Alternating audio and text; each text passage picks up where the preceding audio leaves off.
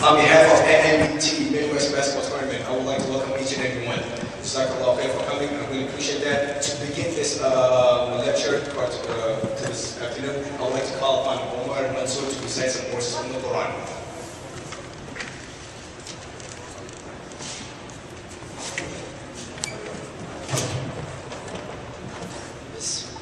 بسم الله الرحمن الرحيم الحمد لله رب العالمين الرحمن الرحيم مالك يوم الدين إياك نعبد وإياك نستعين اهدنا الصراط المستقيم صراط الذين أنعمت عليهم غير المغضوب عليهم ولا الضالين آمين.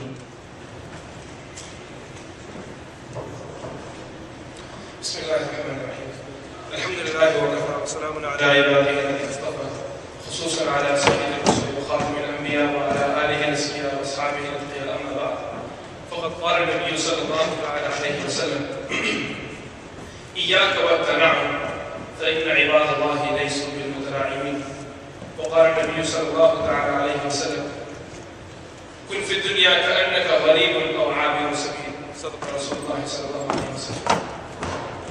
The topic for our short khatra right now is bringing back simplicity. We live at a time where we have direct influence on us 24 hours a day, morning and evening, day and night, of the media. And the media has direct access to our minds. And whatever image goes behind or on the other side of the screen, which to paint in our mind, we can easily paint into it. For example, I recall once I was sitting with my teacher, and he asked us a question that what is the ruling on viewing TV? So, regardless of whether it was on there, what's not on there, whether it's permissible or not, that wasn't the point of his question. The point of his question was that I would still not watch TV, he was telling us as students. I would still avoid watching television just because of the fact of how much power you're giving to the person on the other side of the screen to dictate your life to you. To tell you how to dress, to tell you how to live, to tell you how to drive, to tell you how to walk, talk, and speak. Every single step of your life is being dictated to you. Programs that are out there are telling you that this is how your ride should be. Your dream should be that your car doesn't reach you from point A to point B. Your car shouldn't be a reliable car. Your car shouldn't be a safe car, but your car must be a car that matches this criteria in order for you to stand a place within society. Your house shouldn't be one that's comfortable. Your house shouldn't be one that's wide enough for you. Your house shouldn't be one that accommodates to your family. But your house should be a house that matches these cribs right here, these houses right here. The leaders of our community, you must match them. And if you can't match them, at least you have to dream to match them. Because the human being, when he begins to see a dream, whenever the human being sees a dream, he then goes to accomplish that dream. If you see a dream that you're playing in the NBA, you're going to live to accomplish that dream. If I see a dream that one day I will be the champion of Brazilian Jiu-Jitsu in the black belt heavyweight category, then I'm going to live to accomplish that dream. And that's going to be my dream in my life, that I wish to reach that far. Whatever it takes from me, I'll do it. I recall when I was young and I was told to memorize the Quran. I was 7 years old and I began to sit down and read, and I thought to myself, how could I ever do this? But it became a dream in our lives. And we thought to ourselves that whether we live or not, one thing we will do for sure is memorize the Quran. So what happens now is every single human being has aspirations and dreams. Rasulullah sallallahu alaihi wasallam had a dream.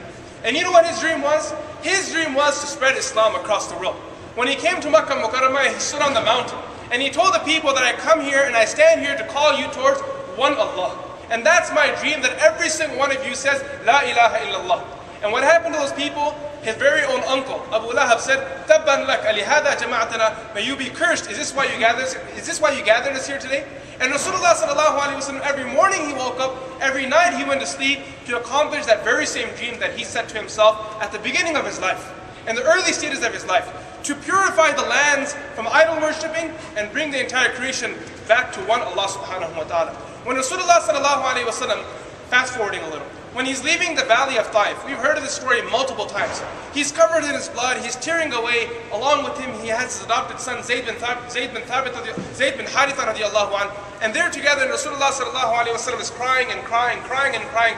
no words at all exit the mouth of Rasulullah sallallahu alaihi wasallam until finally he raises his hands and he makes a dua to Allah subhanahu wa ta'ala. And this dua of Rasulullah sallallahu alaihi wasallam, which was made while exiting the valley of Taif, is a historical dua. This is a historical moment. This is a hallmark of our deen, because in that dua, Rasulullah sallallahu alaihi wasallam says, إِن لَمْ تَكُنْ بِكَ عَلَيَّ غَضْبَانٌ فَلَا أُبَالِي. Oh Allah, as long as you are not angry with me, I don't even care what happened in the past few hours. I don't even care what happened in my life, as long as you give me a chance to continue to propagate this deen.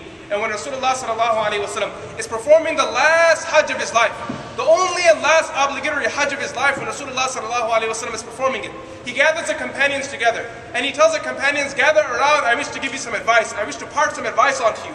And when all of the companions gather around Rasulullah sallallahu alaihi wasallam, some narrations say there were 40,000, some narrations say there were 60,000, and the narrations go all the way to 120,000. And when all of these companions are gathered around Rasulullah sallallahu alaihi wasallam, he shares this advice with them. He shares this advice with them and he tells them, look, listen very carefully. What I stand here to share with you is what I acted upon my entire life. And Rasulullah sallallahu alaihi wasallam tells the companions, تَرَكْتُ فِيكُمْ أَمْرَيْنِ لَن تَضِلُّوا إِن تَمَسَّكْتُمْ بِهِمَا. I am leaving behind with you two matters, two things. تَرَكْتُ فِيكُمْ أَمْرَيْنِ. I am leaving behind with you two things. لَن تَضِلُّوا إِن تَمَسَّكْتُمْ بِهِمَا. You will never be misguided as long as you hold firmly to these two things. And what are those two things? Rasulullah sallallahu alaihi wasallam says, Kitab Allah wa sunnati. The book of Allah subhanahu wa ta'ala and my way. The moment you leave these two things is the day you will drift away from your religion. Rasulullah sallallahu alaihi wasallam is teaching us this, that there is a way, there is this way that Rasulullah sallallahu alaihi wasallam lived his life. When he says sunnati, my way, we need to learn what the way of Rasulullah sallallahu alaihi wasallam was. We're being told by the media that this is the way you live your life. This is the way you dress. This is the way you party. This is the way you roll. This is the way you live. But let us ask ourselves that do we follow those who dictate our life to us, who have no relationship with us at all, who have done nothing for us and we have done nothing for them? Or do we follow the life way of the one who sacrificed everything for us and we are ready to sacrifice everything for him, Muhammad sallallahu alaihi wasallam? We study the life of Rasulullah sallallahu alaihi wasallam and what do we find? We find in the life of Rasulullah sallallahu alaihi wasallam that the only thing that he lived by was simplicity. Rasulullah sallallahu alaihi wasallam, there was an incident that took place in his life, because of which Rasulullah sallallahu alaihi wasallam became upset with his wives. And he left his wives for some time and he secluded himself inside a room. Umar ibn al-Khattab radiallahu anhu, when he heard that Rasulullah sallallahu alaihi wasallam was upset with his wives, he was frightened. Why was he frightened? Does anyone know why he was scared? One of the main reasons why he was scared, anyone know? Yes, his daughter was married to Rasulullah sallallahu alaihi wasallam, so he was scared that he thought Rasulullah sallallahu alaihi wasallam divorced his wives. So he came running to the house of Fatima, his daughter, and he said to Fatima bint al-Khattab, that is it true that Hafsa bint al-Khattab, he said, Hafsa bint Umar, he said to his daughter, that is it true that Rasulullah sallallahu alaihi wasallam divorced you guys? She said, no, Rasulullah sallallahu alaihi wasallam didn't divorce us, but he's very upset.